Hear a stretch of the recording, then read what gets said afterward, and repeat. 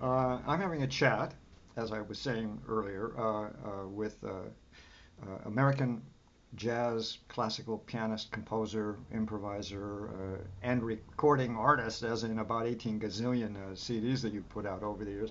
Gerry Right. Bryant, Los Angeles-based attorney, actually, for KCET television in Los Angeles, but also, of course, a just a devoted crazy man about music and making music and helping people with music and producing music, and that's what we're here to talk about, which is your 2023 release. It's a Navona Records release. It's called The Composers, music by African American composers, and we're talking about Thomas. Actually, I use the term black and not African American. That's a whole other conversation for Huh? another Oh, time. really? Well, But what do you yeah, I think? prefer. You're in charge of this thing. What do you think? Should we call you? Oh, okay. Well, I've always, well, as a white guy, felt a little these days felt a little guilty about using black, but is black okay? yeah. It's Yeah, easier, to me, yeah, exactly. It's much easier, you know, and to me, it's okay. African And a lot of people, I American. understand that that's We're trying to the be, term that's used now. yeah. But if you think about it, most people in our country that basically come from other countries, be they Japanese American, Mexican American, or whatever, they, even those that were born in our country, generally speaking, they are not that far removed from their mother country, if I may use that term. Sure. And so they look like people in their mother country. They probably speak the same language, even though they may be born in this country, because they are not that far removed from, in terms of generations, Uh-huh. from that country. So if you take a Japanese person, Japanese American, and plop them down in Japan, they wouldn't feel out of place because either their parents were from there, or maybe they may speak the language or whatever. Same with our Mexican American comrades. If you plop them back into Mexico, they wouldn't feel so totally out of place because they understand the language or the culture, Uh-huh. whatever. But for me, I have not been to Africa. It's been generations since one of my ancestors actually came from Africa. So if you were to take me and plop me down in the middle of anywhere in Africa, I would feel like a fish out of water. I'd wonder, what the hell? I don't speak into the language. I don't know the culture or anything. So I am so far, and so Black Americans, generally speaking, are Aha. so far removed from being African. And believe me, I mean, I am proud of my heritage. It's not an issue for We that. know that. But We've had I'm to so talk. far Yeah. removed from being able to be called African. I mean, you could also call me English. Maybe I have some English royalty in me somewhere along the way. Now you're But the getting point silly. is, though, right, exactly. But the point is, I mean, it's been such a long time, but the connection be, has been too many generations. And so just call me, as a matter of fact, and when people say, well, how do you identify? I just tell people I identify as being tall, talented, vegetarian, playing the Oh, are piano. you? I've Yeah, been trying for period. 150 years to be a vegetarian, so I envy you It's that. It's so important. it's taken a It, while. it's such a But better anyway, so my lifestyle. Yeah. point though is that Hey, for well, me, let, and so let I me. call this black composers, and I never use the term African American, but that's me. Other people have the exact opposite opinion, so good for them. Did I mention that Gerry Bryant was an attorney? Everybody, did you just know? Did you just hear that incredible speech? And Jerry and I spoke a great deal last, on a previous occasion last night, clearly, and so we are, we have quite an understanding. But you have additionally just now helped Hmm. me, the white guy trying so hard to be correct. I hate to say that. But you have explained why black, and I have been inclined to use, basically, I've used black in the past, as most of us have, but Hmm. now and you just made it clear why it is no longer, why African American is not appropriate because you've been here too long. Is that Right, correct? exactly. Now, but mind you, that's the term that's been bantied around basically by everyone these Yeah. days. And you know that so blacks have through the years that they've gone through all these different terms from Negro, colored, Afro American through the years, which have Yeah. different Yeah. connotations and different nuances to it. Yeah. But it just so happens, yeah, this whole thing of calling different Americans, Japanese American, Hmm. Mexican American, as I Hmm. said, Hmm. for those two groups, that moniker makes sense. But I was going to ask you. So, where are where are your parents from? Where are your ancestors Well, from? I think the answer to your question is about immigration. You did Ah, not immigrate. You know what I'm saying? Your well, people were exactly, stolen from exactly, Africa, stolen. right, So there's no, and we're talking about a practice that began 300-400 years ago, and so exactly. that's why. Thank you. That really helped me get. I will get rid of the African part from here on out because of what you have just made clear, and that's very very important. You are not first or second generation. You're like the seventh, eighth, 12th Seven, generation. probably. You Right, know, so right. there you go. Thank you very much. Now let's begin again. I'm Okay. I am having a fabulous, really, and we haven't even begun to talk about the music yet, but we're having a terrific talk, as I hope those of you who Hmm. are Hmm. listening are enjoying, with Gerry Bryant, as I've mentioned, your 2023 Navona Records release, the composers. And this is like what? You're thinking 3, 4 albums down the line? Is this number I would one? like to, yeah, three, Yeah. four. I'd like this to be a series. Uh-huh. It's taken a while to even do this first one, and I only have two wonderful musicians on this first one. But my goal is to do a series and to have, oh, maybe at least a dozen not well recognized black classical music composers, and to contribute to their getting some of the well-deserved recognition that they've just been denied through the years. Yeah. As it turns out, through my research, I've then found that, so say with Florence Price, who we'll talk about, We'll talk about Florence. she is actually in the last several years really beginning to Finally. gain some notoriety and recognition, which I am so pleased with But she to also see. composed something like 500 works, 4 Exactly. symphonies, all kinds, tons and tons of music, and now maybe the first symphony of hers is what we're starting to see being performed more. And we'll Right. again talk Well, more and more and more. And I just didn't mean to interrupt you, but the sure. only other composer on this first CD of yours is Thomas Blind Tom Thomas. Wiggins, and Right. we want to Right. talk about this man. But what we're looking at with these two composers are deep South composers, born Right. born in Florence Price's case in the age of the so-called Reconstruction in the 1887. I think Right. by then it was already kaput. Uh, so tough, and she and her family immigrated to the Chicago area, and then Thomas Blind Hmm. Tom Wiggins, from his years are 1849 in slavery, as you know, In born slavery. in Exactly. slavery, He was a slave. died in 1908. Was We've talked about this earlier, was Hmm. possibly a kind of savant because he had these talents, and of course nobody, no white person was going to help him with his talents. You know what I mean? So Right. Exactly. yeah. Exactly.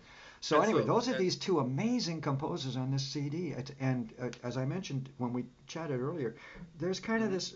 I feel it very powerfully. This Blind Tom makes it to 1908, and we're going to talk about that. You've chosen one piece in Hmm. particular. We'll Hmm. discuss where he really is at his peak as a composer, but we can watch Hmm. him on this CD develop his craft as a composer. And then Florence Price, who kind of, in my mind, kind of takes the flame and carries on until her death in 1953. Anyway, sorry, did I interrupt the Yes. chain of thought there? Well, yeah, yes. As a matter of fact, if I may say, how I ended up with You're the so two of good. them, actually, specifically, my goal initially was to have this first album of maybe 7 or 8 different composers, each with maybe 1 or 2 compositions by Mm-hmm. them as an introduction. Yeah. But what happened was, I mean, literally, so 2 or 3 years ago, I, like most people in our society, were not really aware of these prolific black composers that have existed in our history for a variety of reasons, racism, all sorts of different things. We won't go into that. So I personally was not aware of basically black classical music Huh. composers. I mean, Mm-hmm. there are a couple of names that they're not household names, like a George Walker or others that people in the classical realm probably know, but generally speaking, to the general public, no one is familiar with black composers, classical composers. I wasn't, and I jokingly say, well, jokingly, but sort of frustratingly say that here I am. I started playing the piano at 10, classical music, totally into classical music. That's all I did. I wasn't playing anything else. And so here I am through all these years doing that. But the fact that I'm black, I never knew of any of these composers that I've been researching and finding out so much about. So once I started that research, and then I came across a variety of composers who will be on, hopefully, on some of the albums. Nathaniel Dent, for example. Yes, Nathaniel Dent, for Dent. example. Well, we'll talk about. But on this particular album, the first one, how I ended up with just two, Florence Price and Blind Tom, is, well, with Florence Price, found out about her, started checking her out, listening to some of her music, and her music just literally hit me. A visceral effect. I mean, my favorite composers, Chopin is my number one. It's the composers of the Romantic period. All white guys. Fine, white guys are cool. But we've had that conversation. I'm not so sure. Yeah, Go ahead. Right. So, but for whatever reason, and so Florence is not of that era. And a different type of composer, but her music just really spoke to me. So she's now one of my favorite composers too. So I told myself, okay, I've got to, I want to include more than just one or two of her compositions. So I ended up including a lot more. Then with Blind Tom, same thing. I had found out about him only a couple of years ago. There was an article actually in the New York Times about 2-3 years ago about him. I'd never heard of him. Read the article. I was fascinated by his story. What a story. And so he literally is, well, as you know, he's basically, I guess you could consider him to be the first black classical composer. Kind of, sort of. I mean, Black American. Yeah, kind of, sort of. Because he was a slave. Yeah. And obviously there were no other blacks here until slavery, basically. So he was a slave, so he would be the first. And so when I read his story and the fact that he was a slave, and then as a slave and being blind as well, he clearly was of no use to the slave masters from a monetary standpoint. What are you going to do with some blind kid? But apparently he had this talent, and I don't know that much about how he was able to actually sit at a piano. He's on the plantation or whatever. The daughter of the plantation owner, from what I remember reading, played the piano, and he is 3 and 4, kind of worked his way into her good graces or something. Okay. Started that kind of. And so apparently, then it was clear that he had this amazing talent that came from wherever it came from. But it was also clear that, as you and I talked about, that he was probably what we call in these days a savant, because he wasn't completely developed in terms of his social abilities or whatever, and he would do weird things, but you sit him down at the piano and he would just come up with these amazing things. So, and where he heard some of the music that ultimately influenced his compositions, I don't know how that ever happened.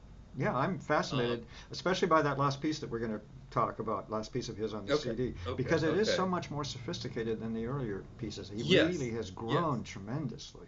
And how? Exactly. What kind of influences? I don't really know either. There's not really a whole lot about him, as I recall. There's that little Wikipedia thing. Yes, okay. And one of the reasons why I included, the 4 pieces that I included, 3 of them were of his earlier period, for lack of a better word, and kind of show his development and show his prodigiousness of his being able to play, basically, of just a variety of different things. And then the 4th piece, Rive Marchand, is a Chopin-esque piece, is how I like to describe it, because that's the piece that. So when I heard his story, I thought, well, I definitely want to include more than just 1 or 2, just because this is an amazing story. But for me, I wanted to include in all of the albums that I've done, it has to be music that speaks to me on a visceral, really emotional level. And that's generally music of the Romantic period in terms of classical music. So with Blind Tom, his earlier music didn't necessarily speak to me, so that I thought, oh God, I literally have to record this. But I wanted to record it because of who he is and to make sure that more people got to know about him being quite possibly the first black composer. Um, but it was that one piece, though, Rive Marchand, which he then composed later, which was much more emotional, had more depth, And and really harmonically took. sophisticated counterpoint, all of it. So that's what the Oh, amazing thing. exactly, You give us exactly. this chronology of his progress from some very simple. I put in my notes something, and we'll talk in a bit more detail. We'll move on in a bit. Hmm. But I was hearing tavern music, bar music. You know what I mean? At Right, that level, a right, couple of his earlier compositions, and then they get a little bit more sophisticated, and then of exactly. all things, by the way, a piece called "Charming Dream." How is it possible Mm. for a man who went through that kind of a life to have a charming dream? If you see what I mean, we talked about this, Well, overcoming yes. adversity. Exactly. And one of the pieces, I think one of the pieces that I recorded was called something of the waves or whatever, Oh yeah, or yeah. moonlight, something with moonlight. And Well, I'm there's wondering, water first of in the all, he's moonlight. Water in the right, moonlight. he's blind. Yeah, yeah, So yeah. how did he even come up with that idea or that concept? Hmm. And given what he was going through as a slave and all, I mean, his was just an amazing It's a story. survival And so, miracle all by itself, this man. He should have been absolutely, put down. You know what I'm saying? He was absolutely, useless to white capitalist absolutely. slaveholders. And so it's just a miracle. And again, as you said, maybe they caught something about his talent as a young kid, and he became kind of a freak show, apparently, from what I have He read. was a freak show, and apparently, and you probably read about this too. That so then one of the slave masters then took him on a European tour, Yeah. and at that European tour, which was lasted maybe I think something like 3 years. And now, mind you, a European tour, we're talking about in the 18 whatever. We're not talking, flying and staying in luxury hotels or anything like that. This is during that time. Yeah. But so during this European tour, apparently Blind Tom was a sensation. I mean, he was a freak show, but he was a sensation because he was obviously extremely talented. And so he, according to what I've read, for that tour, he made over $1 million in today's money. Now, mind you, he's a slave. He didn't see Of any of that course money not. Yeah, I'm glad you at all. finished that statement. Yeah, exactly. No, well, exactly. But the fact is, so he became well known in Europe for whatever reasons, but his talent propelled him there. He came back here, and then he had to deal with everything that Black Americans had to deal with it Mhm. during that time, and he ultimately died. I think he died a free man, and did some more composing, He would have been maybe. a But free. He would have been a free man. I read that the Emancipation Proclamation, of course, was declared, and then finally, at the end of the Civil War, he was able to, I guess, move on or move out or somewhere. I can't quite remember where he moved to, but right, right, he was right. essentially freed by the Civil War. Hello, Right, but you, as I'm if sure you will. you understand, that I mean, just the freedom of the Civil War and the Emancipation Proclamation, that didn't end Of all course not. everything. It wasn't until It's not much over, later that as this, you know. right? It's Not not at all, over. not at It's all. not over. So So, but he needs to be more well known to the general public as, okay. So this is, for lack of a better word, a founding father, I will You say, took of the Black word right out classical of music. my head. Yeah, founding father. That's the beauty also again of this CD. We hear the founding father of black. Hmm. I mean, he evolves to the serious piece. The Charming Dream is a serious piece of composition as opposed to the sort Right, of more simple pieces from earlier as he was learning his right, craft and so right. on. But he's the foundation, and that's why I love the connection, I think, to Florence Price.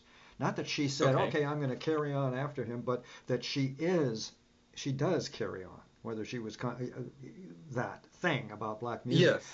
And Yes. also, you mentioned how you've fallen in love with Florence Price's music, and I think I mentioned to you that what did I say? I said something brilliant, I'm sure, whatever it was yesterday when we chatted, but about that she was, for lack of the word I was trying to bring up, she is utterly and completely uncompromising about who she is in terms of her sound. Yes.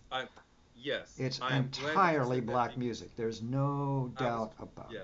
it. And I was trying to remember exactly the word that you said in our conversation yesterday because I thought that just really is so spot on. Because to me, she is very honest with her music and and her approach uncompromising, and and uncompromising. uncompromising. Exactly. And interestingly enough, larger picture of just black musicians in general, but on this very point. So a lot of musicians of that era and through the decades, if they came up in say either the black church or came up in musical idioms, black musical idioms, but also ventured into and wanted and did great in sort of the classical music Mhm. realm because of the fact that their music then incorporated a lot of black idioms, and we'll get into a discussion about Dvorak in a second, Oh, but I'm so glad because um, that's exactly where I want to go too. Yeah. okay, so a lot of these black musicians, in terms of the classical music realm, they did not embrace any of the music by these black musicians because that music was written off as just race music, black music, Hmm. even though the music had basically classical harmonics, structure, whatever, but included some elements of the black idiom. Because there's some black idiom in it, it was just automatically dismissed. In the same way that in the pop music realm, when music was created by black musicians way back when, that music was called race music, literally, Hmm. and it was not marketed to the larger white community because it was black music and therefore inferior, despite the fact that, and we're talking pop music here, but I'll Yeah, get to but yeah, the similarities. shocking, And shocking, despite the shocking. fact that once whites and others heard this music, they really liked the music, but still didn't allow black performers to be able to let their music and their performance be incorporated into the overall white lives because of racism or whatever. And so in the classical music realm, there are a lot of composers, and I'm thinking just off the top of my head, say from Duke Ellington, jazz composer, an all-time great, and legendary. He wrote some classical pieces that are amazing. Never got he only got short shrift because the classical music realm didn't accept him or embrace him at all. It said that music, oh no, it's race music. It is not classical music. But we Fast love your forward, other stuff. Go back and do that. I mean, something as insulting as well, that. exactly. Despite the fact that, and it's still, I mean, it is classical music, but how do you define classical music? That's a whole other lengthy discussion. But fast forward to today, actually, there's a gentleman. His name is Terence Blanchard. Terence actually happens to be he is a prodigious composer, trumpet player. He has composed music for films, oh, dozens of films. He's a black musician.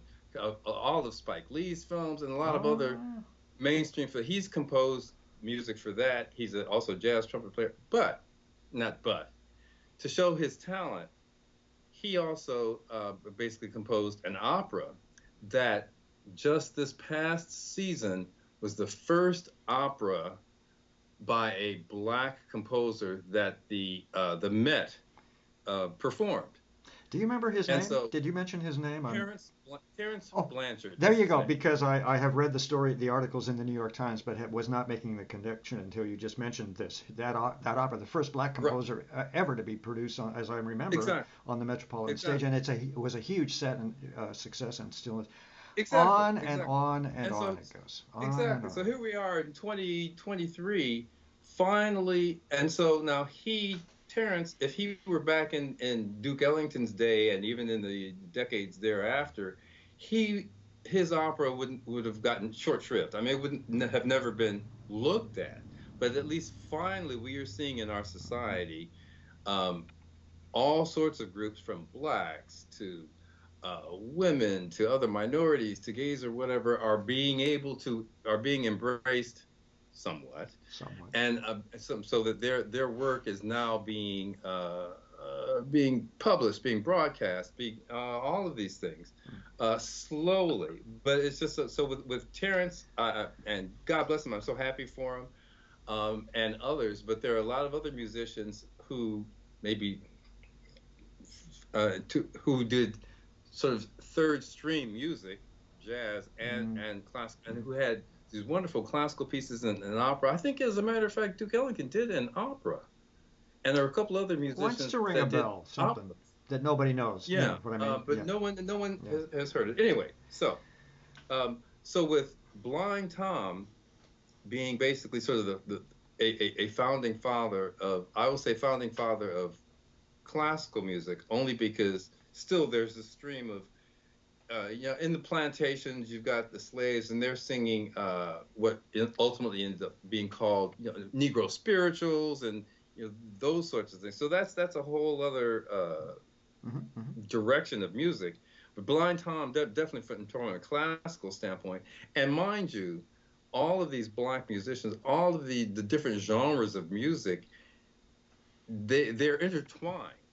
So that's why some of them, Florence, who I think she grew up actually in New Orleans. Something down there. I was thinking Tennessee, but I can't quite remember either. But yeah, I think it was the New South. Orleans. Okay, fair enough. Deep South. And deep South. So she was actually exposed to and enriched by all of this black music, and we're talking Negro spirituals, gospel, blues, those sorts of things, which contribute to the groundswell of her talents and of her ideas in so the classical music room, and as you described it, so she was uncompromising because she's got this wealth of music. Oh, and if I may jump into to Dvorak, I know I'm jumping around That's a bit. Just but fine, I Counselor. know you Proceed. Go but ahead, Counselor. I'll just jump there, and then we'll come back to Blind Tom and Florence. Fine by me. But so Dvorak, whose music is also music that I love, keeps romantic. So, and as you know, and I'll just say this for the benefit of the viewers that may not. So he came here to America from Czechoslovakia, and he actually had a position with, what was his position? It was the National Academy of Music. I think that's what it was called, and it survived until about 1921. But let me jump this one in because you may not know this. The director of this National Academy of Music was a woman, a white woman, but she was a big-time liberal, an abolitionist. She brought black students into the. Dvorak, found himself right in the midst of the abolitionist movement because she was a big-time abolitionist. She brought black musicians in to study at the conservatory. She gave scholarships. She was a women's rights person, and therefore Dvorak had his first big taste of America in that environment. And then the conclusions he came to. Okay, right. I did not know that. Oh, yeah. Thanks for telling me. It's amazing. Because it's just amazing. Dvorak, apparently, when he came to America, one of the reasons why he came to America was that he had heard of black music, indigenous music, and he was fascinated by it, and so he wanted to come here to learn more, or whatever. And so with his position, and then as you just mentioned, he being exposed to and working with a lot of immensely talented black composers and musicians. And Dvorak even said then, and I really have to give him credit, and it's too bad it never really came to pass, but he said then that he was so pleased to be immersed in and to hear so much music of what he called, American music of blacks and indigenous music, because to him, this music was so rich, and so it was going to then propel the classical music realm in a completely different direction that's going to elevate it to much higher levels. That's what he thought black music and Native American music and other American folk music was going to do to classical music. Unfortunately, the classical music world was not ready for that at all. I was just going to say, what else is new? As in, that was circa 1894, 1895. It was the premiere of his Ninth Symphony, and it's important, from the New World. That's very Right. important. He's sending a Yeah, message back good to point. Europe. It's not the other way Good point. around. All those tunes and whatnot, which were not spiritual tunes, they were his own original tunes. But he said very clearly in interview after interview, American music needs to go in this direction. You're idiots if you don't go there. Black music and Native American music. Yeah, I think I got that right based on our Right. Well, conversation exactly. earlier. But the point is, Right. here's this guy from I think it was the Czech. It wasn't the Czech Republic then. I can't remember what that country was. Somewhere Bohemia or something. Right. But the point Right. is, this Right. white European from Europe comes and has this epiphany about where American music should go. And I was just going to say, it isn't sad. It's just inevitable that it takes a century or so to make progress. As you know, we are Yes. still there. I mean, we're still fighting the Civil War, these crazy right wingers. So more power to him. He really said very clearly Absolutely. the direction we should go in. Yeah. Anyway. Absolutely. And on this is a tangent, but still related to the same Okay. subject. And I It tend makes it to so much easier for bring those me. right. But yeah, you may have heard. So anytime a society deprives groups from participating in whatever it is, from music to Mm, sports or to other intellectual pursuits or sciences or whatever, then society as a whole is being deprived, mhm, and the whatever subject we're speaking of is being deprived of not having the richness of additional ideas coming in from another direction that will just improve and enliven everything. And we're talking not only just music, so with black music and mhm, indigenous music being deprived in the classical world, to just black music, all this music being deprived through the years, to athletes not being able to play baseball, black athlete mhm, baseball, all mhm, these sports, by denying a complete group of talent to your arena, you are depriving not only all the audience of of an even better product, better and more mature product, because you have so much more talent infused into that area. I say all that to say also that just recently I just read that, and I'm so pleased to hear this. So during the Holocaust and the German War or whatever, so Jewish composers and musicians, they, for the most part, well, they could not uh, live their livelihoods or do anything because of Hitler and all that. So for that period of time, all of these composers and musicians, there was this wealth of music that was never heard mhm, or published or anything like that, because that's what it was. If you were Jewish, oh no, mhm, go off to the concentration camp, do these things, you were denied your livelihood. mhm, But now, uh, the G. Shermer Company and some other major publishers have gone in and they are now publishing music of all of these Jewish composers who were denied any sort of recognition, notoriety, or their livelihoods during this period of time. So now, for the first time, their music, and we're talking a lot of classical music, a lot of maybe popular music, all kinds of music that is now going to be made available to the world. So when I see that, I see, oh, good. I've not heard any of this music myself, but you know that anytime you have a group of very talented people, as I was just saying, and so whatever they do probably is the sort of thing that would enrich the general area that we all need to experience. And so now we have a chunk of music from these very talented Jewish musicians that is being made available. It is now being published. So now it's up to musicians to actually get the music and actually record the music. And so that's the next step. But the point is, though, that so it's good to see that we as a country and the world will now have the benefit of hearing some music that has never been heard before. And these are these Jewish composers. And that can only enliven and enlighten our own lives, to be able to experience this music. So, Full stop. Oh, good. Okay, I get to say okay, something. All right, full stop. Well, okay, which is that okay. I'm dying to pitch in on this. The magic word is diversity. And Yes. some Yeah. people do not believe in diversity, as we very well know. Right. But diversity is the key. And help. See, you went on so long, I've lost my train of thought. Oh. But something, I forget. But we need to get back to I was going to say, of the surviving works by Jewish Mhm. composers.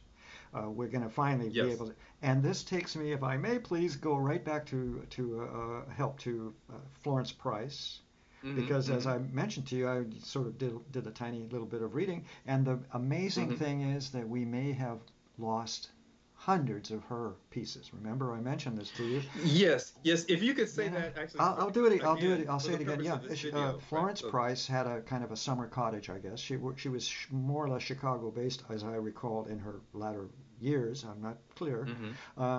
but so she had a summer cottage where she composed and whatnot. And then she dies, 1953. Nobody. I don't mean her immediate family, but you know what I mean. Society doesn't care. Society, it's Right. 1953. Is she a commie or what? You know, it's that Right. kind of Right. mentality. And Right. apparently in 2009, somebody finally, squeaked open the door at the now totally abandoned and deserted cottage that was her summer cottage and found hundreds and hundreds of manuscripts of her music. And the catch is, wood for what if there had been a heavy storm and the ceiling had collapsed? What, it could have all been lost so easily. Right. So there you Right. go. And it's the what? It's the fate of the oppressed, to be Yes. ignored and shunted away or something like that. But anyway, so miracles happen. How's that? Yeah, I'm so pleased to hear that, and I can't wait to hear some of this music It's amazing. with Yeah. her music. So on my album, and obviously I'm focusing on her piano music, Of and course. she like a lot of these composers that I'm just finding out about. I mean, they were prolific. They composed all sorts of works, from choral Yeah, hers, works as I to said, something in excess of 400 compositions of various oh, and there you four go. symphonies. And so far, we've only kind of heard the first symphony. Well, I exactly. mean, And so, yeah, exactly. So I've heard her first symphony, which is wonderful.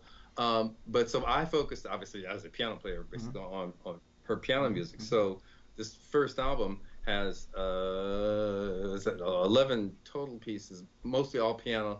A couple of pieces, actually, to show her the prodigiousness, if that is a word, of her talent. So she also arranged music. So on two of the pieces Spirituals. Yeah. on this album are Negro spirituals that I have my friend Mark Cargill, violinist, play. And these are Negro spirituals are songs that were basically developed by slaves all through the years. So it's public domain, and I mean, there's no specific author, but they're iconic tunes.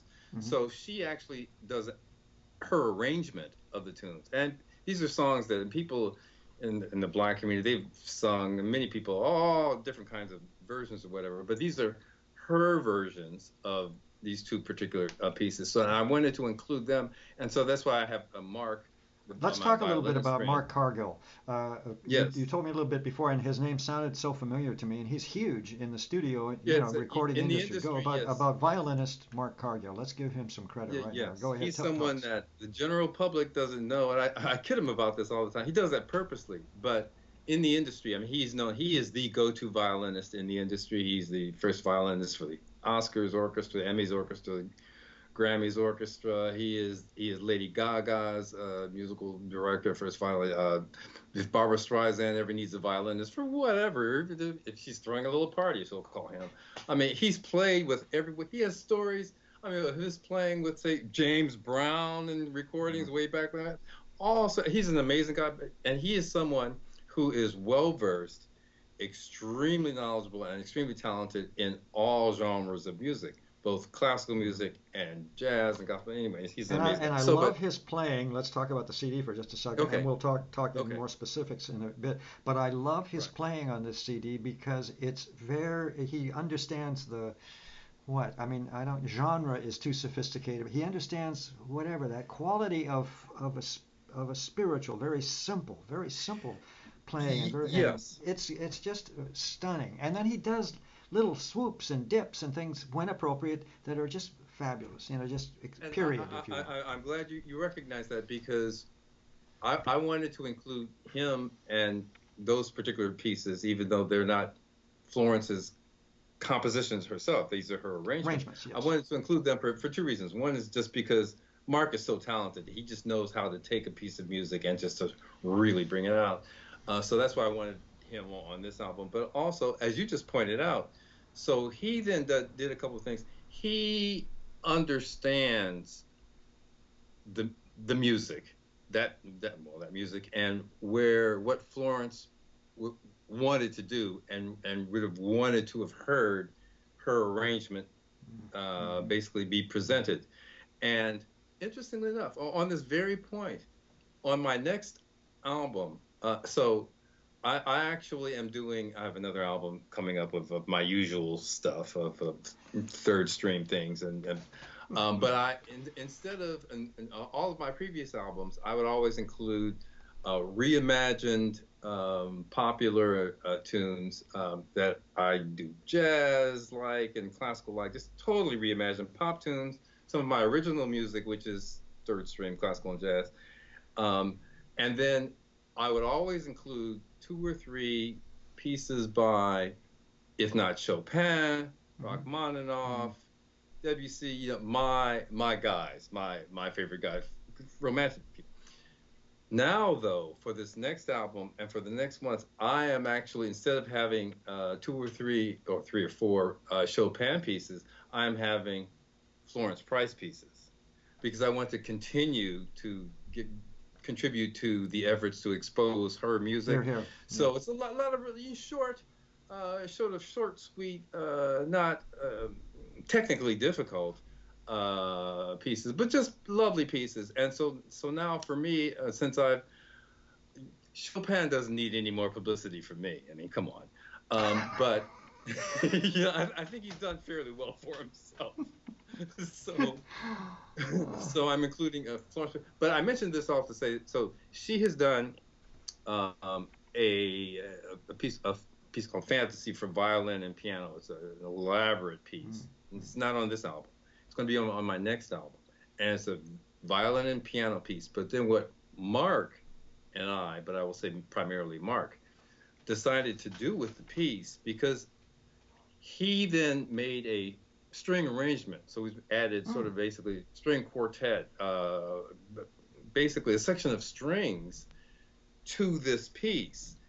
And we both agreed that, and it took him a while, he spent a long time on this. We both agreed that what he wanted to do, and I think he was very successful, he wanted to make sure that, so Florence, in composing this piece, he was trying to kind of get into her psyche and say that, okay, if she were to really make this piece as it is, it's a wonderful piece, but to bring in even more of the, for lack of a better word, I'll say black idiom, or the uncompromising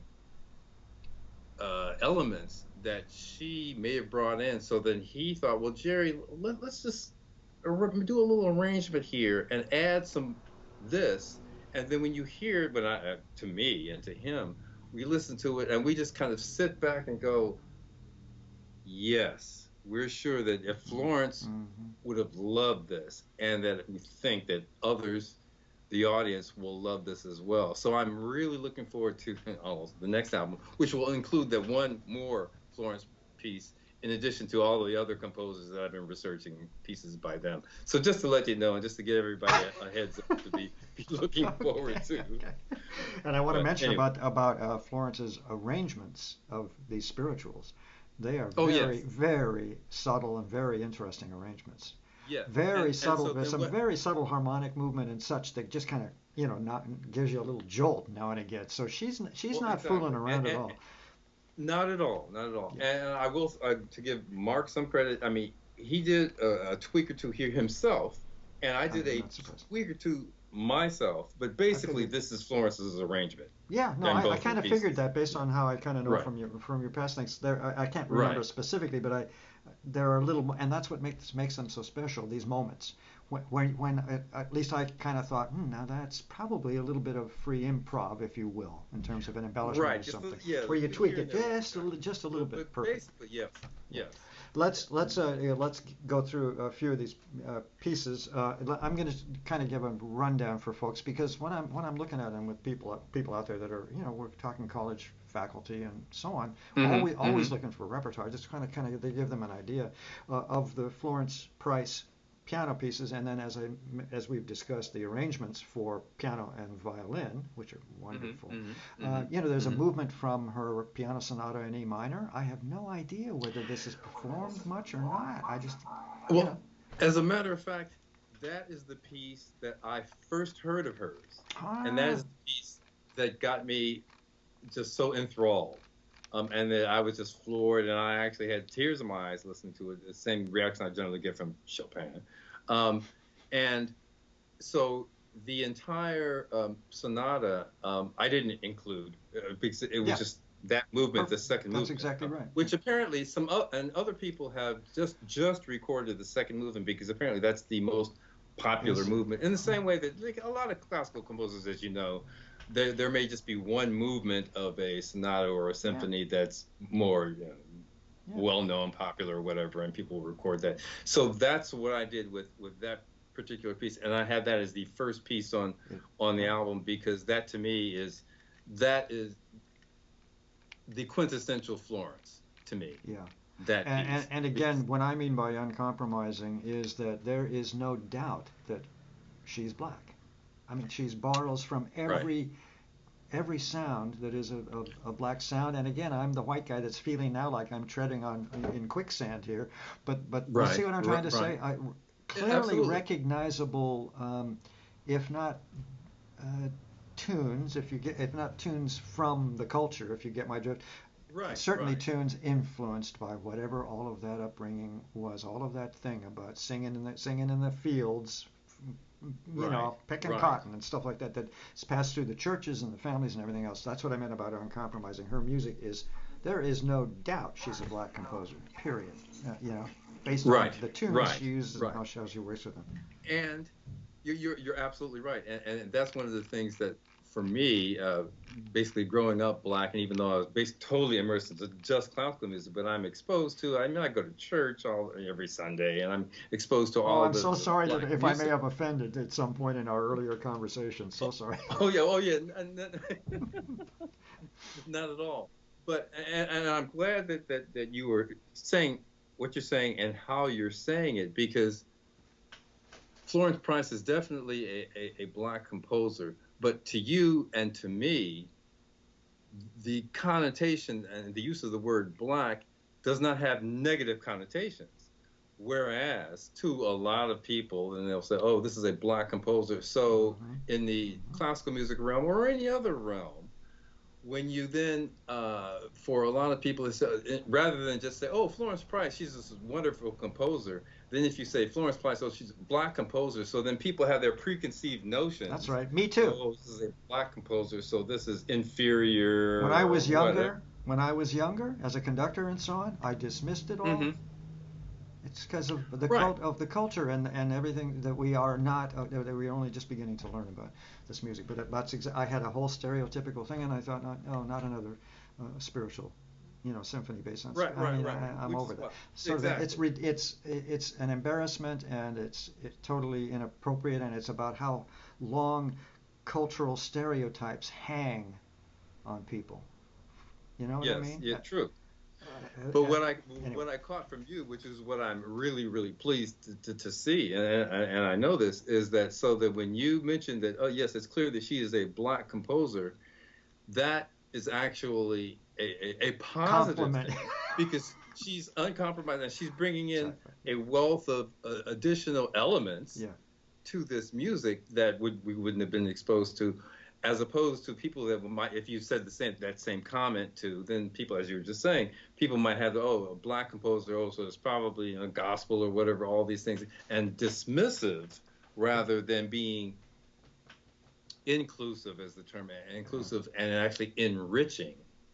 And as we've talked, I have my own guilt about these things. In other words, it's very hard to shake off stereotypes. Very, very hard to get past stereotypes. So So, and in a white-dominated society, stereotypes hang on the others, on the lessers, you know.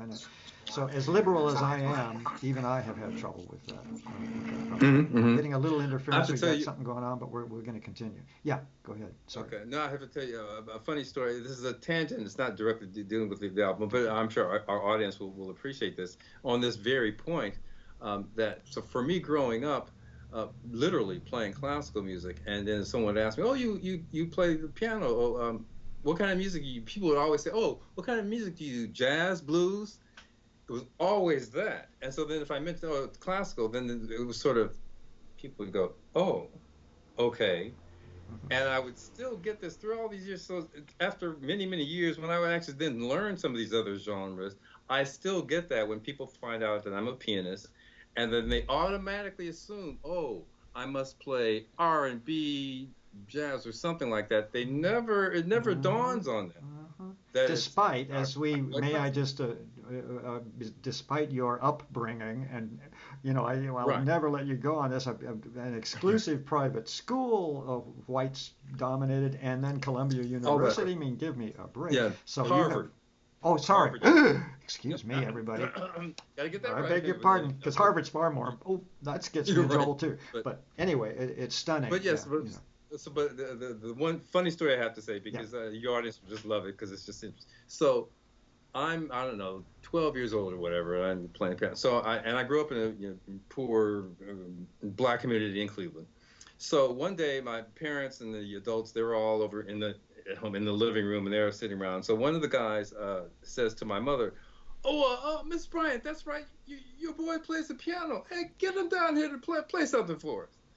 So she says, okay. So she calls me. Okay. So I'm a little boy. So I go to our little piano that I grew up playing the piano on, a little piano. So I open up I don't know what it was I was playing at the time, but it was classical music. I mean, Mm-hmm. Mozart, Beethoven, whatever it was, because that's what I did. Mm-hmm. So I sat there and I played my little heart out, whatever little piece I played. So I played it, and after I was finished, there was silence. So then finally, one of the men said, "Okay, boy, that was nice, but now play some real music." Because they were waiting for me to play some blues, some jazz, some whatever.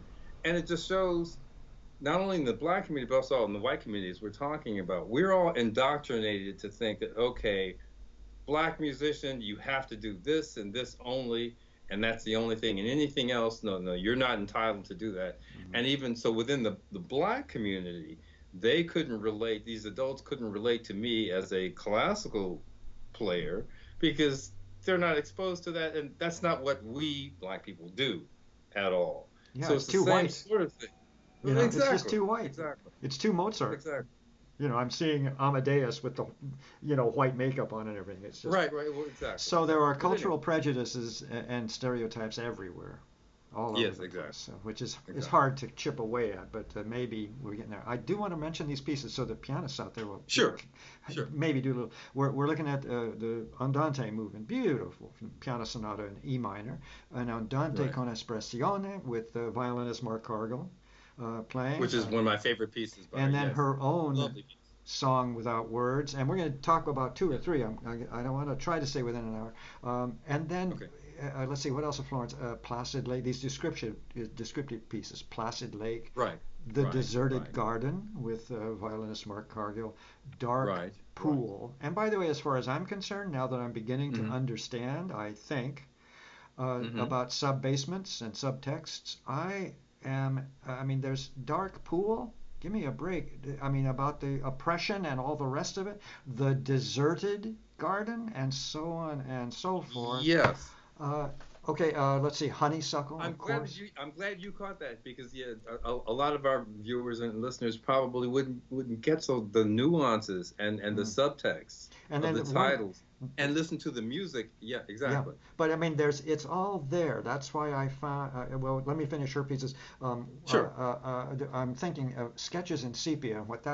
What intrigued me about that is this is a woman who lives to 1953, and she's writing. She's touching on this color that was predominant in the 19th century, and all the daguerreotypes and everything. That color, that kind of rusty brown color on the photos, very intriguing. Oh, Holy Lord, of course, honeysuckle, and then Lord, I Want to Be a Christian with Mark Cargill. Again, a fabulous arrangement that she has done of that spiritual.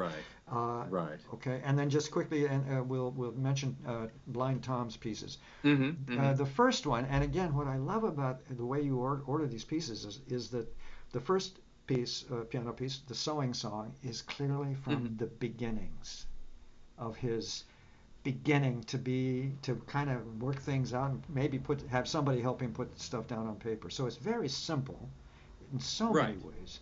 And then things get better. Wellenklange. What is this? Who gave him that title? I mean, what? Wellenklange. I mean, that it's completely out of his culture for somebody to say, well, why don't you call it Wellenklange, which is voice of the waves. And you and I both discussed this, the idea of a blind man who can't see water or waves or anything.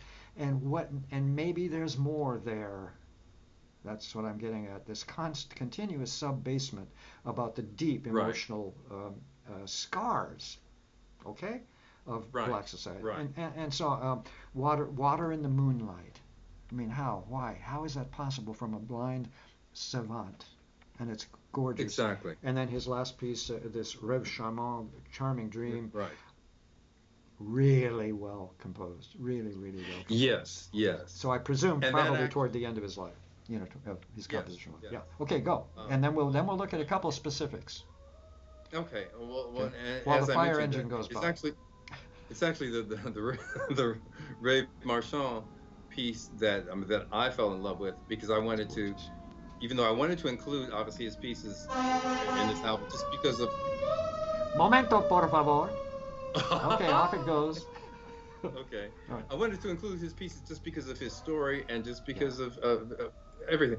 Yeah. But when I heard Rêve Marchand, because another gentleman had recorded some of his pieces, and I heard it, I thought, and actually getting the sheet music to Blind Tom has been extremely difficult. And I still to this day don't know how someone transcribed his playing back then in the late 1800s. Who was it that sat down with him and then all the music out?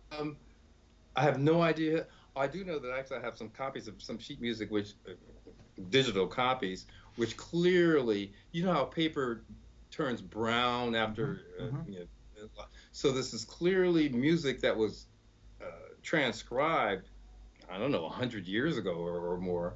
But I just wondered who did that and how that all prompted. I have no idea. But the point though is that, so with Rêve Marchand, I heard this, and I heard the Chopinesque influences, and maybe he never heard Chopin, but for me it's just the melody and the harmonies and the emotionalism. I always attribute it to Chopin. That's kind of the thing that I happen to like. So I really like that, and that's clearly shows for him and his development as a composer, as a musician, how far he had come from these earlier pieces, and now he was composing something that just really spoke to me, which is why I think that may be the last piece on the album. It is the last piece on the album, yeah. It is the last piece. So his most developed, his most mature piece, at least of the pieces you chose, is the last piece.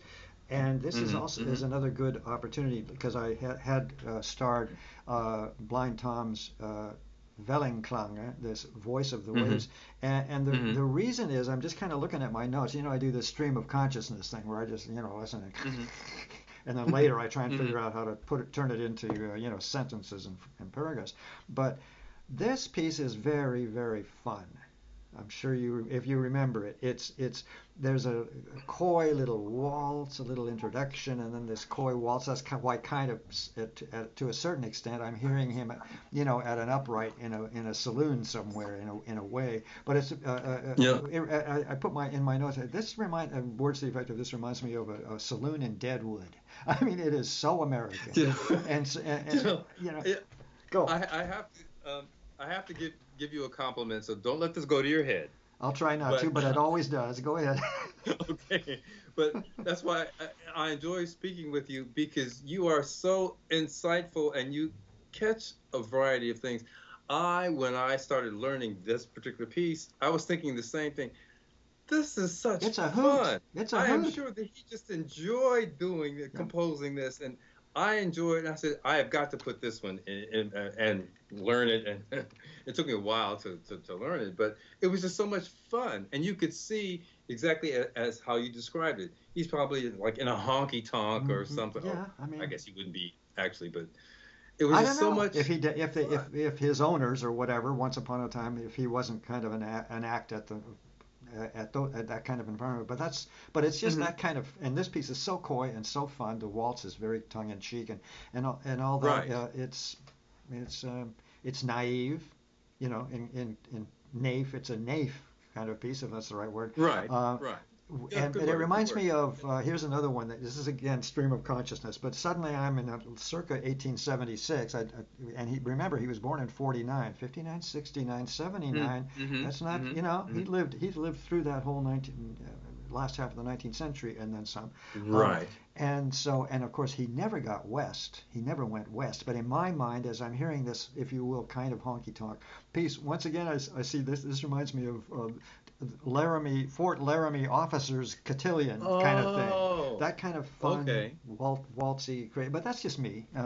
But in other words, Oh, there that's you go. interesting. Here's Okay. this man with all these handicaps and all these problems, and he's working his way toward the last piece on your CD, which is so beautifully written. And again, Hmm. you know what? Your big research assignment, you got to find out who transcribed this stuff for him. Somebody must have Yeah. done that. And it wouldn't have been a white guy, I'm pretty sure. You know what I'm saying? Yeah. Yeah. Yeah. You don't want to do this, do you? Um, yeah. But you know, you brought, and it's your fault because you brought it up. It's a fascinating thing. Somebody had to have sat down with him or sat down beside him, No, and and as a matter of fact, yeah, I'm not going anywhere. I'm seeing if I happen to have this. Pull this. you're not walking out on me. Okay, I'm happy. No, no, not at all. I'm just trying. I thought I had a copy just to kind of show to the audience, but Yeah. of of the brown colored Mm. manuscript. Hmm. I don't have it in front of me. I wish Is I it by could. hand? Is it written But in pen? The manuscript? Is it by it's written hand? in, yes, Uh huh. exactly, in pen. Wow. So Pen and that's a ink. mystery character. That's a mystery person. But I will have to find that. You know, I'll let you know. Let our because you audience know know what that it's what it's going to be, another unsung hero. probably so. You Yeah. know, any person that would take Yeah. the time to sit down and save this man's obviously just kind of noodlings and workings and finally working stuff out, because he couldn't You know, see. You know. my thought is that it was someone in Europe only Oh, because maybe. of one of the pieces. First of all, the title of the piece. Well, what was the Yeah, one title of Wellenklange. I mean, exactly? give me a break. Yeah. And that first page, which is again brown because it was such a long time ago, is not in English, Hmm. but it's definitely handwritten notes. So it must have been Ah. that maybe when he did his European Ah. tour, maybe that there must have been someone there that That's now you got it. Now made it you're a getting point. hot. I think that you got it. I think you're onto something there. But At least for I'll check that piece. on that. Yeah. So this particular piece, this Wellenklange, I like, and I'm glad we have a chance to talk about it a little bit because it's just so much fun. You know, it's Right. he's a if he's a savant, he's a damned clever savant. He knows the True. world around him. You know what I'm trying to say? This is very tongue-in-cheek and very deliberately and Right. intelligently interesting and amusing, and even maybe makes fun a little bit, maybe, of something about white society. I don't know, but I would think, which is probably one of the reasons why his music has never gotten has only gotten short shrift through the years. Maybe well, but they also just musicologists probably they also just dismissed him as a freak. I've seen the pictures, right, you know, right. and it's like, well, I can see, you know, certainly white society just saying, well, you know, amusing, go out in the barn and entertain the cows or something. You know what I mean? Just completely dismiss it. Right. So, anyway, Right. didn't True. mean to True. interrupt you. I didn't mean to No, interrupt no, you. no, no, no. That's And very true. and we've talked a little, touched on this sketches in sepia. Now I'm in Florence Price's music. And what I meant here is I've written it down, she never loses her memory of her African American, in this case black, thank you for that correction, of her black heritage. Price is such a fabulous composer. Right. She never lets go. I haven't heard all of her music, of course. I'm just beginning to discover it. But it's always African. You know what I mean? Or it's always black culture, black. It's ever present. Right. Right. So see, I'm stuck in African will, now. You know what I mean? It's going to be a while for me to get back to using the word black, because I thought maybe that was, you know. But again, you may run into it's other a journey. blacks who will tell you, say, Dan, no, we're African American. They may tell you that, and then when that happens, you can tell them, but I'll have you know, Gerry Bryant, my very, very good black friend, says no, use black. So I'll do that, counselor. Thank you very much, and you'll take on the case should I be beaten up or something. Okay, good. Blind Tom's another piece that I highlighted a little bit. This Water in the Moonlight. It's a slow waltz, and there is something, you know, so heartbreaking about a slow waltz. It's straight again out of this saloon era to my ears. You know,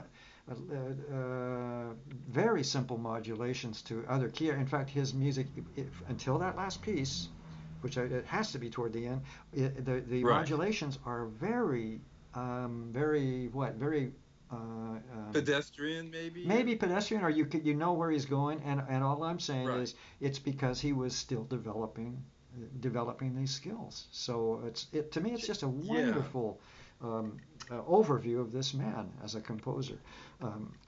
Yes, exactly. And I wish I would have loved to have seen and to have been a fly on the wall, to have heard, where did he hear any of this music that he then incorporated and came up with his pieces? Because he's a slave, he's blind, he's a little kid, so it's not like, say, you or me, we can go to a concert hall and we can hear all kinds of things or whatever, and then we can come back home and he was over incorporate at the circus. that into whatever. You know, he was at the circus entertaining folks as a freak. You know what I mean? He totally. This man totally could never have been allowed into any areas where he might have heard some so-called white music. Serious music. Some so-called serious music. Yeah. It's amazing, and this charming dream.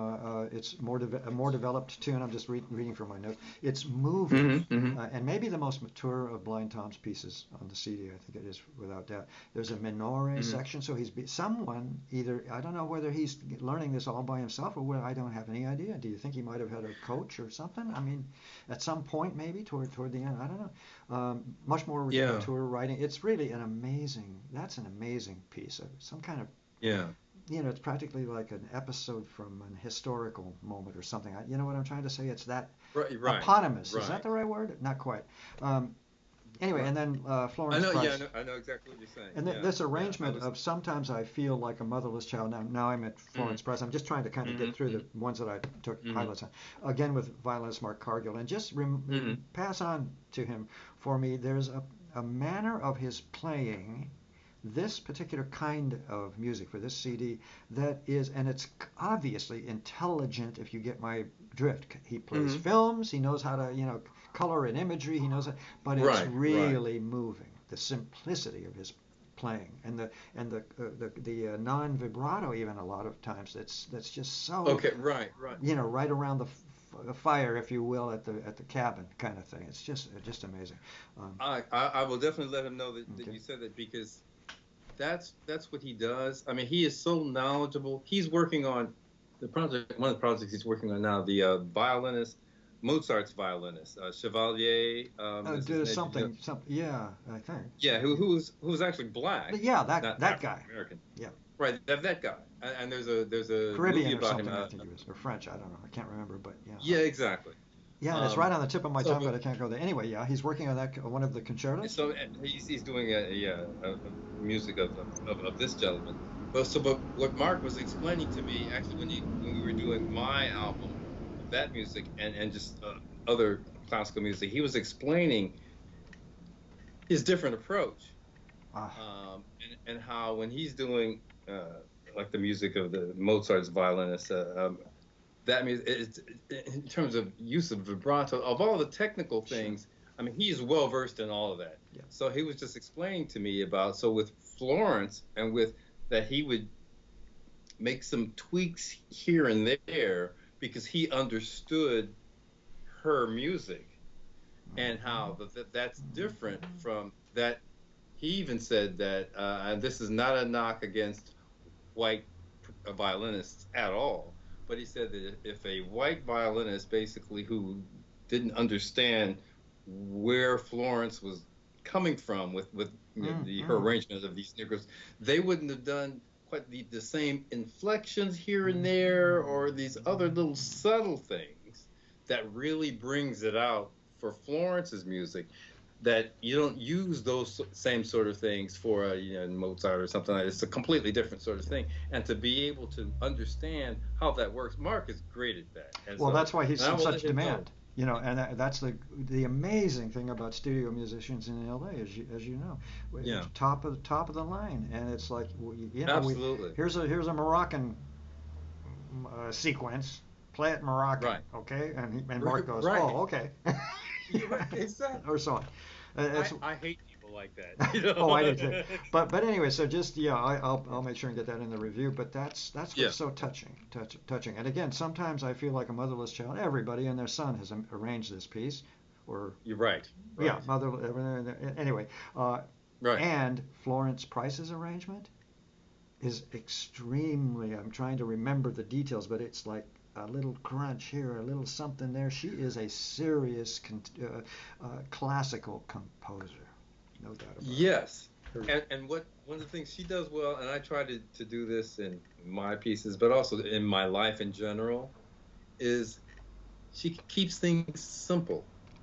She will take something that's seemingly simple, but when you actually listen to it and analyze it, you realize that, oh, she's done little nuances, little tweaks Little, there. yeah. So that simplicity really is just enormous, and brings things out. And so, like, I try to keep my life simple and do it that way. It doesn't quite work that way, but it's amazing how you can take the most innocuous or simple things, but if you have the knowledge, wherewithal, talent to really add and enrich it and bring things out, then it just makes it so. And it's often subtle that only someone like you or me or whatever can literally describe it and analyze it and pick up on it. It's the sort of thing, just like if we have, any of us, we have a wonderful, exquisite dinner at some high-end restaurant, which is just wonderful, and so we thoroughly enjoy it.